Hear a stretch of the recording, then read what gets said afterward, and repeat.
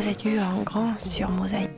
Clap de fin pour la Saraconte, le festival s'est achevé avec un mois d'avance par rapport à l'an passé, afin de coïncider avec le festival Cabane initié par le Conseil général de la Moselle. Samedi soir à Sarralbe, c'était une clôture en apothéose. Les commandos percus et la troupe d'Eabru Beltsac se sont livrés au choc des tambours, l'occasion de dégager un premier bilan à chaud. Et c'est peu dire car les troupes ont littéralement mis le feu. Regardez.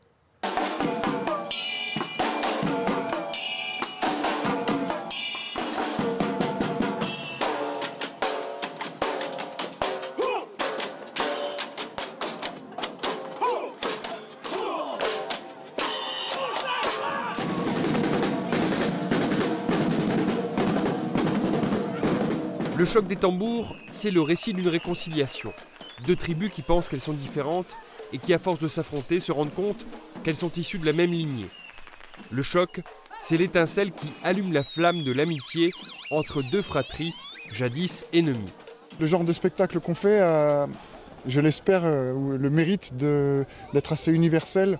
Je crois qu'on parle autant aux oreilles des gens qu'à leurs yeux et qu'à leur ventre, puisqu'avec les percussions et le feu, on a quelque chose de très, je dirais, ventral.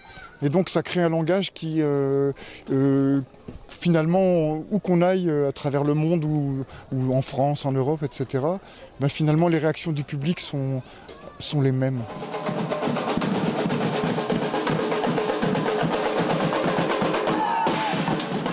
Un spectacle qui localement fait écho à l'amitié franco-allemande et qui rend hommage à la capacité de se détacher de la pesanteur d'un passé conflictuel et guerrier. Ce que peut comprendre le metteur en scène de ce spectacle, pur lorrain, originaire de Moselle-Est.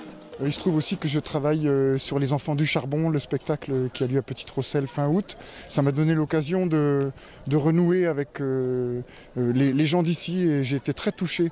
Je suis touché également par le fait que ce sont des gens qui ont très bien intégré la réconciliation avec le peuple allemand. C'est quelque chose que je trouve très touchant et plutôt méconnu. Il y a de multiples points communs entre le spectacle des Enfants du Charbon et le choc des tambours mis en scène à Sarralbe, à commencer par le cadre, au cœur de l'industrie métallurgique, puisque le spectacle se déroule sur le parking de l'usine Secofab appartenant au groupe Sotralens. Pour ce dernier temps fort du festival La Saraconte, les organisateurs dénombrent plus d'1 millier de personnes. C'est vrai que les fréquentations ont un peu démarré, ont mis du temps à démarrer, mais on a retrouvé au final le public de la Saraconte. C'est vrai que le changement de date a sûrement un peu désorienté le public, qui a fini par retrouver son chemin et le fil de la Sarre. Cette année, la Saraconte a été avancée d'1 mois pour coïncider avec Cabane, festival de Moselle initié par le Conseil général. Pour Moselle Art Vivant, l'opérateur culturel du département, c'est la fin de 2 mois de festivités.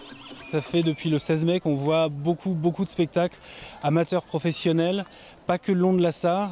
Beaucoup de spectacles sur une période de 2 mois, ce qui dans une certaine mesure déshabille le mois d'août, généralement moins riche en événements culturels.